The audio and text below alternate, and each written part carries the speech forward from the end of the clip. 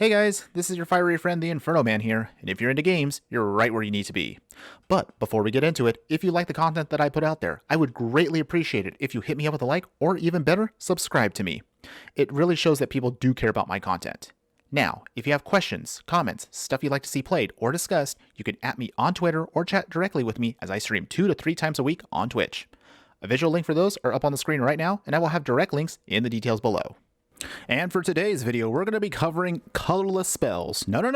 We're not talking about artifacts or artifact creatures. We're talking about the actual colorless sorceries and possibly instants that we may be getting from Strixhaven. Now, I know some people out there are going to say things like, well, Infernoman, we actually had colorless spells. They were in the Battle for Zendikar set. No, not exactly. So if you remember some of those cards, the quote-unquote colorless devoid cards, those ones still costed a specific color before you were able to cast the spell, even though the card specifically said they are considered colorless. So what you see on screen right now is some of the colorless spells that have been officially revealed to us. Obviously, as the posting of this video, there will probably be a lot more to discuss, and I'll probably have a follow-up for this maybe at the end of the spoiler season. Maybe I am being a little hyperbolic here, but I will actually say this, hot take from me, this could be a game changer going forward in Magic. Why is this a big deal?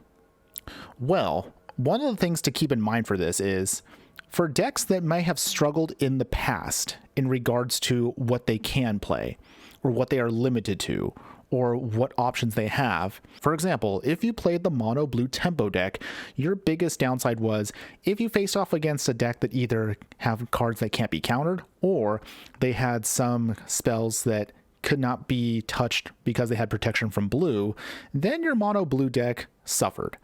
Now, with cards such as Introduction to Annihilation, you have, at least in the sideboard, an option to bring in to take down those opponents. And are they a little expensive? Yes, but here's the biggest takeaway from this. Now, you can consider these universal spells, and that's kind of what I want to call these instead.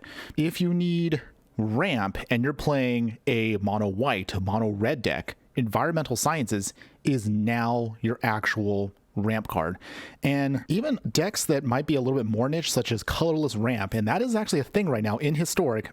Colorless ramp decks can actually run these. Consider that right now that the colorless ramp decks do have ways of doubling their mana. So even though cards such as the Introduction to Annihilation you see here looks a little expensive as a 5 mana sorcery that allows you to exile a non-land permanent, the other flip side to this is, for those colorless spells, if I'm doubling my mana as I'm trying to get to Ugin, this technically would only cost me at most 3 mana, which is much more reasonable for what it does. Even if I have to give my opponent a card, that is a small price to pay for what it is capable of. You have like here, Introduction to Prophecy. Again, 3 mana to scry 2 and draw a card. Well, again, it's a little overpriced for what you're getting, but if you can drop that down to 2, then it's a very reasonable card to use. Expanded Anatomy we haven't talked about too much, which is, again, this is kind of more of the meh, because again, for 3 mana you're putting 2 +1/+1 counters on a target creature and it gains vigilance until end of turn. Not anything major, but I can still see a niche for cards like this. Now, are these going to be played in every single kind of deck out there? No, obviously not. But these give a great option for deck building now, and that's actually what I'm really excited for. Is I hope that this actually will begin a trend of actual colorless spells going forward in future Magic the Gathering sets. I don't know if we're going to get better cards in the future. As you can see, these are all commons, but imagine if we do get efficient rares or mythic rares that can do stuff like this and can do it for your deck of choice. That sounds a little scary, but I am going to be very optimistic about this because I do love that I can consider these in the future, the universal spells that can help with certain decks that just need a little bit more to make them that much more better out there.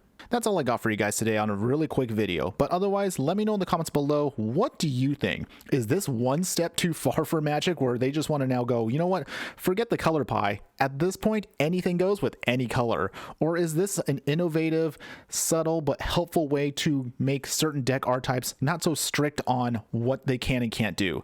Let me know in the comments below. Again, I would love to hear from you guys. But aside from that, thanks again for watching, everyone. Be sure to like and subscribe if it helped you out, you learned something, or at least I entertained you. And remember that no matter what you do play in the game of life, always be sure to burn bright. Later. Sure, I hope this doesn't come back to bite me.